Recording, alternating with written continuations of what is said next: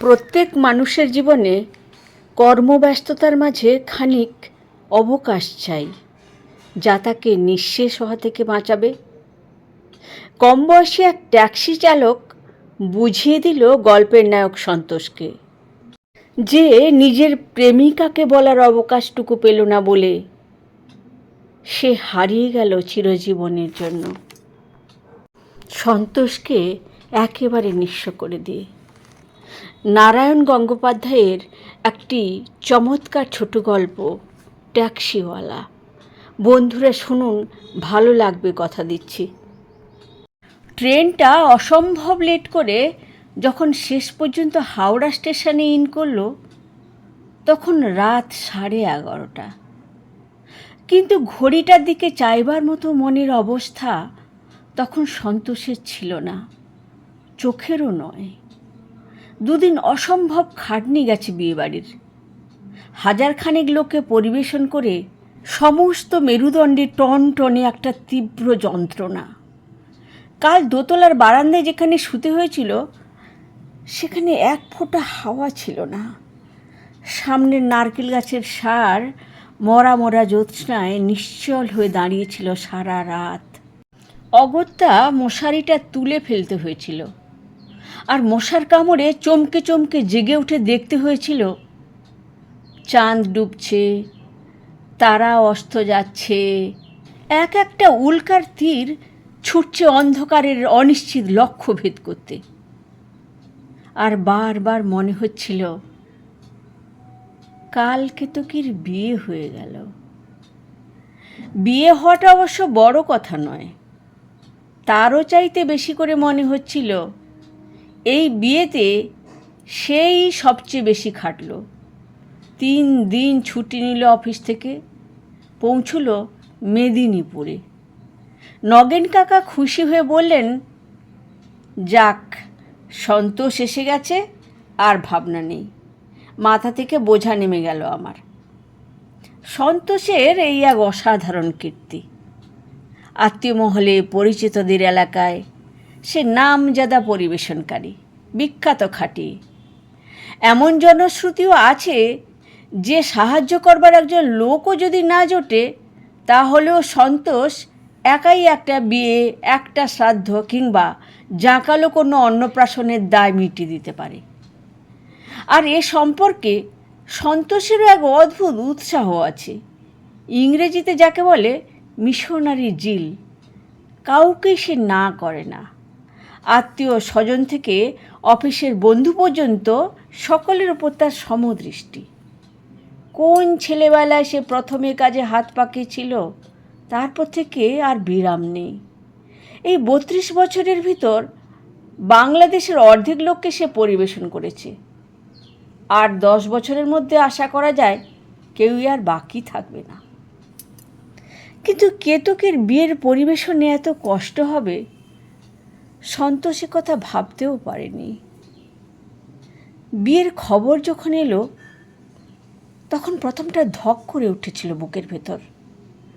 মনে হয়েছিল কে যেন তার নাড়ি ধরে একেবারে হৃৎপিণ্ড পর্যন্ত টান দিয়েছে।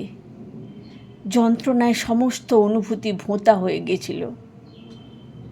কেতকী পর হয়ে চলে গেল, আর কোনোদিন ভালো করে তার দিকে চেয়ে পর্যন্ত দেখতে পারবে না। অথচ একটু সাহস করলেই, নগেন কাকা ঠিক আত্মীয় নন, জ্ঞাতি। প্রস্তাবটা শুনলে প্রথমটা হয়তো চমকে উঠতেন।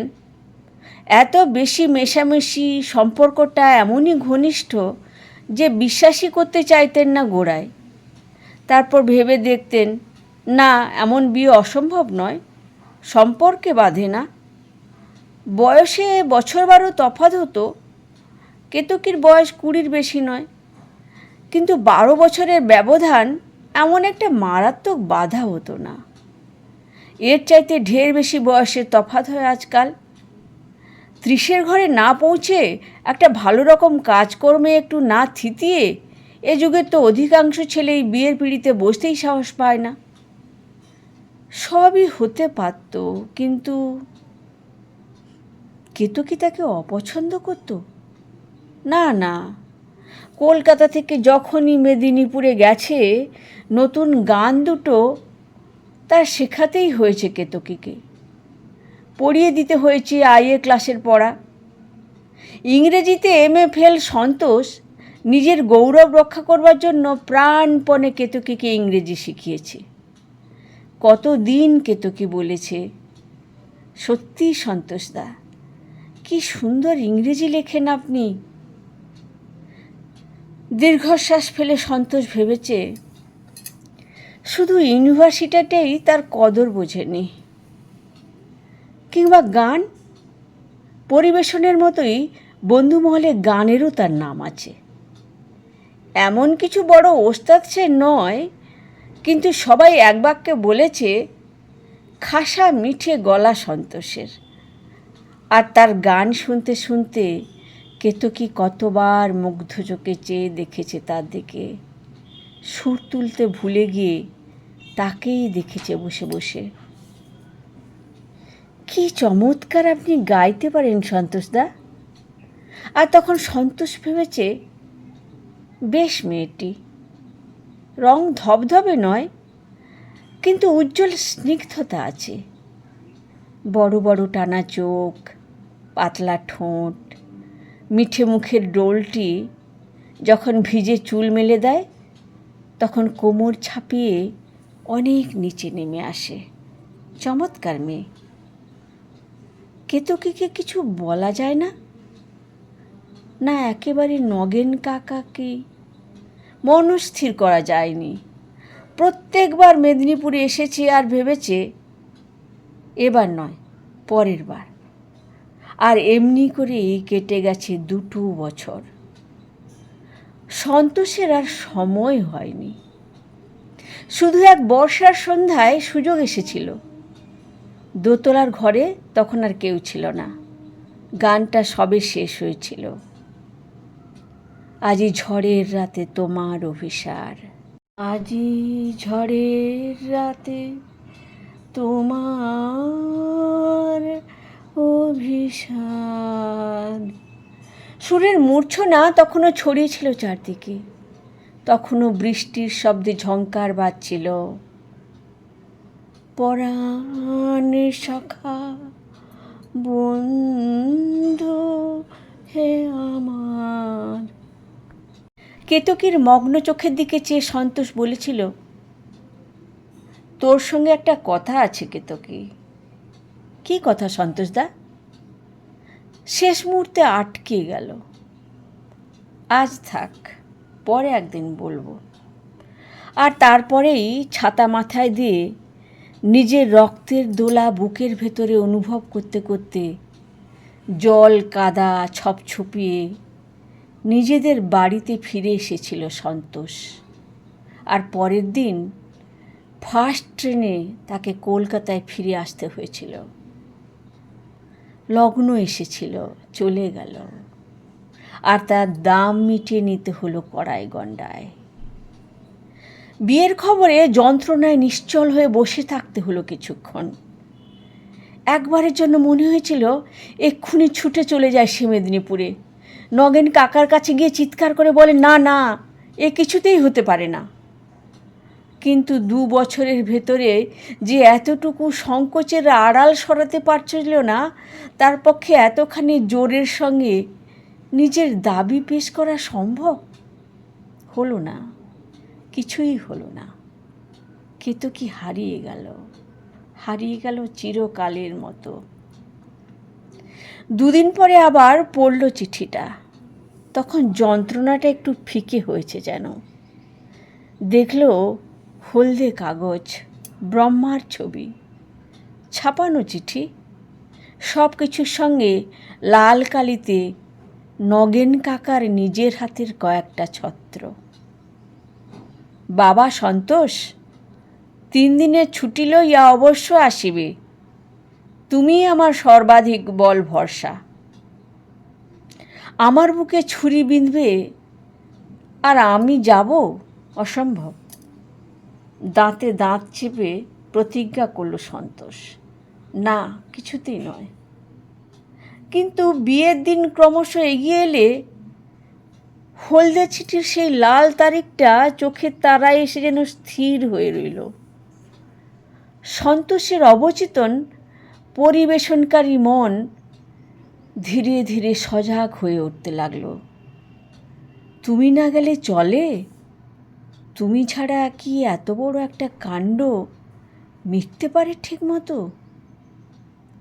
মানুষের চাইতেও শিল্পী বড় হয়ে উঠল।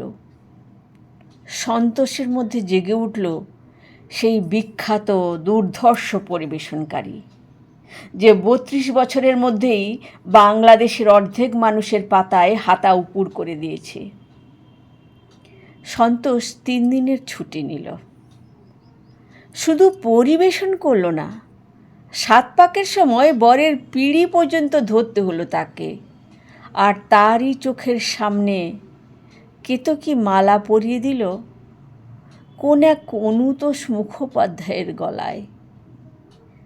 ছেলেটা নাকি ইঞ্জিনিয়ার, কিন্তু লম্বা, কালো। কেতকীর পাশে কি বিসদৃশ্য!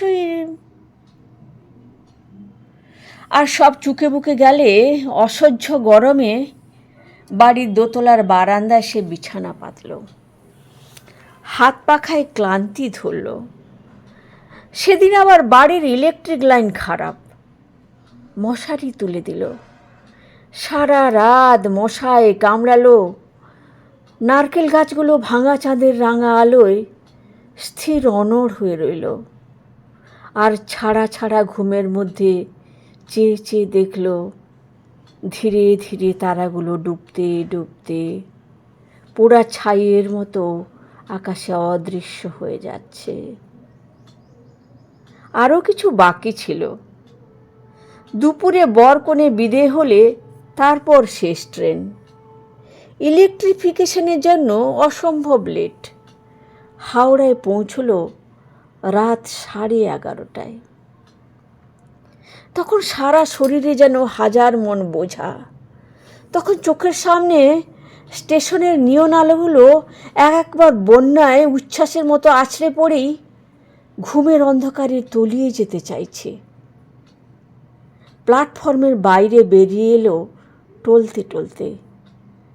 যাত্রী বিশেষ নেই। রাস্তার ওপারে, যেখানে টিনের শেডের নিচে লাইন দিয়ে দাঁড়িয়ে ট্যাক্সির জন্য অপেক্ষা করতে হয়, সে পর্যন্ত যেতে হলো না।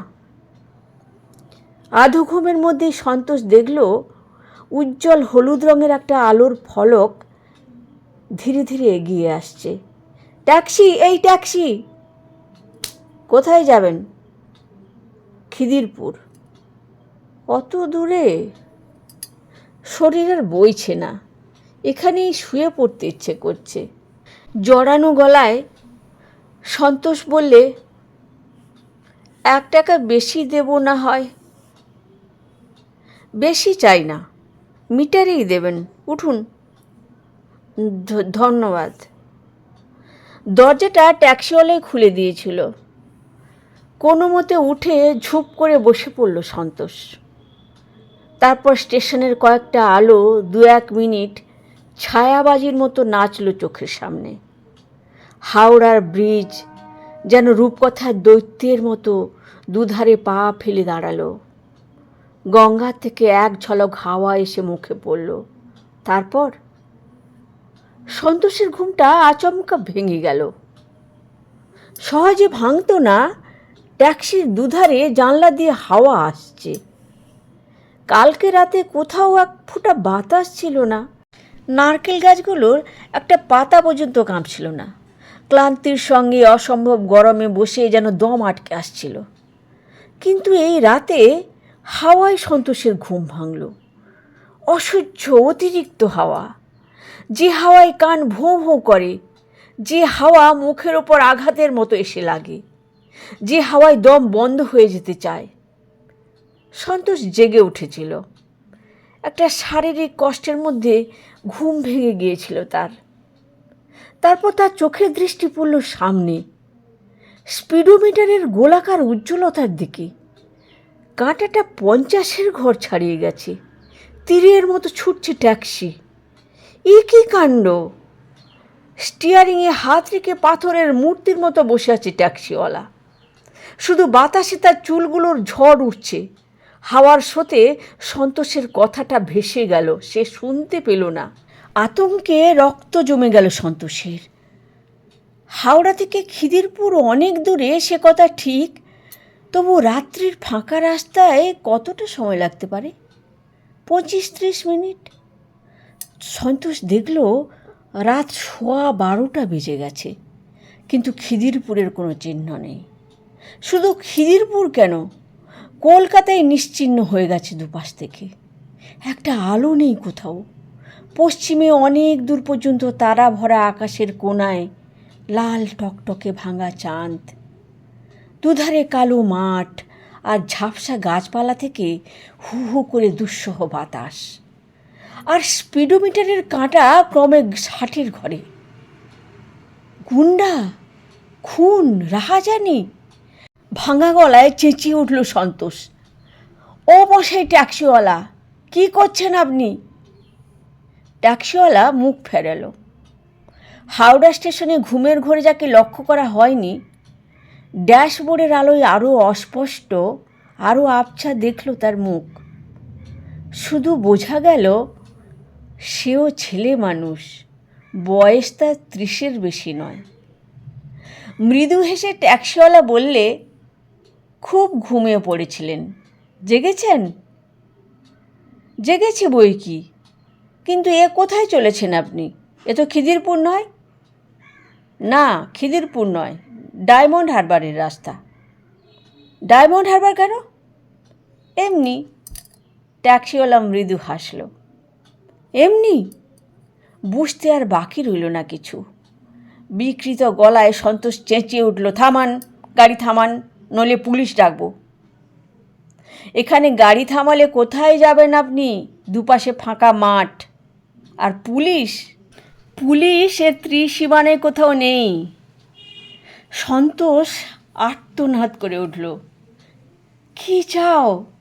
ঘড়ি, টাকা, আংটি, বোতাম? দিচ্ছি সব। বোতাম নেই, 10টা মাত্র টাকা আছে সঙ্গে, তাই নিয়ে ছেড়ে দাও। খুন করো না। কি পাগলামি করছেন? কে চায় আপনার ঘড়ি, আংটি? কে আসছে আপনাকে খুন করতে? ট্যাক্সিওয়ালা হাসল। আপনি ভাববেন না, চুপ করে বসে থাকুন। চুপ করে বসে থাকবো? খিদিরপুরের নাম করে ঝড়ের বেগে গাড়ি ছোটাচ্ছেন ডায়মন্ড হারবারের দিকে, আমি চুপ করে বসে থাকবো? বেশ, তাহলে যত খুশি চাচান। ও মশাই শুনুন, কথাটা শুনুন একবার। ট্যাক্সিওয়ালার জবাব এলো না। গাড়ি ছুটল। 60 পেরিয়ে 70-এর ঘরে পৌঁছল কাটা। একটা ঘুমন্ত গ্রামগঞ্জের গোটা কয়েক ইলেকট্রিক আলো মুহূর্তের জন্য সামনে ঘুরপাক খেল। তারপরে আবার রাত্রি আর ঝোড়ো হাওয়ার তুফান। ঝুঁকে পড়ে ট্যাক্সিওয়ালার কাঁধটা চেপে ধরলে কেমন হয়? একটি মাত্র তার অর্থ, অ্যাক্সিডেন্ট।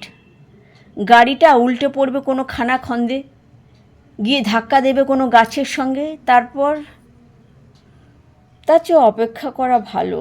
যা হয় হোক, রাহাজানি করুক, খুন করে ফেলুক, লোপাট করে যেখানে খুশি নিয়ে যাক। এই দুর্ভাবনা নরক যন্ত্রণার চাইতে একেবারে নিশ্চিহ্ন হওয়া ভালো। সন্তোষ সিটে হেলান দিয়ে চোখ বুজল। সেই ঝোড়ো হাওয়া তার সর্বাঙ্গে এসে আছড়ে পড়তে লাগলো। জানালার কাঁচ তুলে দেবার মতো উদ্যমটুকুও যেন শরীরের কোথাও খুঁজে পেল না সে। বাতাসে দম আটকে আসতে চাইল, কানে অদ্ভুত যন্ত্রণা হতে লাগলো।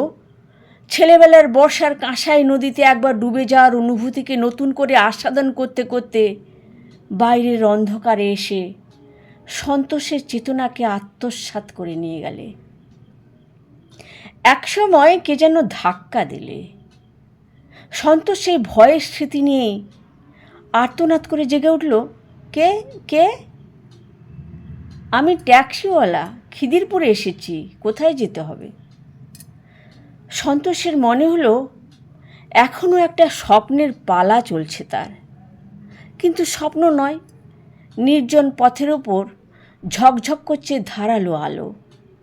ট্রাম লাইনে ওয়েল্ডিং করছে কয়েকটা মানুষ। ফুলকি উড়িয়ে ছুটছে নীল আগুনের পিচকিরি। চেনা মোড়, ওই তো নতুন সিগারেটের প্রকাণ্ড বোর্ড লাগানো পানের চেনা দোকানটা। অফিস যাওয়ার সময় যেখান থেকে রোজ সে পান কেনে। ট্যাক্সিওয়ালা বললে, কোন দিকে স্যার? ঘুম কি এখনো ভাঙেনি? তাহলে স্বপ্ন দেখছিল ঘুমিয়ে ঘুমিয়ে? তাই হবে। সন্তোষ লজ্জিত হলো। একটু এগিয়ে ডান দিকে, হ্যাঁ ওই রাস্তা। বাড়ির সামনে ট্যাক্সি এসে থামল। ব্যাগটা নিয়ে নেমে পড়ল সন্তোষ। কত দিতে হবে? ট্যাক্সিওয়ালা মিটার দেখিয়ে দিলে। ফ্ল্যাগটা দাঁড়িয়ে আছে, ঘর ফাঁকা। সে কি 30 বছরের নয়, 24-25 বছরের সুদর্শন ছেলেটি একটু হাসল। আপনাকে তো ভাড়া নিইনি স্যার, চড়িয়েছি, কিছু দিতে হবে না। মিনিটখানেক হাঁ করে রইল সন্তোষ। মনে হলো স্বপ্নের ঘোরটা এখনও তার কাটেনি। কি বলছেন স্যার? সারাদিন তো পরের জন্যেই গাড়ি চালাই, এই রাতে নিজের জন্য একটু চালিয়ে নিলুম, বাঁচতে তো হবে। আপনাকে বাড়ি পৌঁছে দিতে একটু দেরি হলো, কিছু মনে করবেন না। গর্জন উঠল ট্যাক্সির ইঞ্জিনে। লাল ব্যাকলাইট দুটো একটু পরেই বাঁক নিয়ে অদৃশ্য হলো। আর দরজার গোড়ায় সারি সারি ধারালো আলোর আশ্চর্য নির্জনতায় স্তব্ধ অভিভূত হয়ে দাঁড়িয়ে রইল সন্তোষ। শুধু দূর থেকে আসতে লাগলো ওয়েল্ডিংয়ের নীল আগুনের গর্জন। আর সন্তোষের মনে হতে লাগলো, পরের জন্যে পরিবেশনের ফাঁকে যদি একটা নিজের জন্য অবকাশ তারও থাকতো, তাহলে আজ এমন করে কেতকী হারিয়ে যেত না।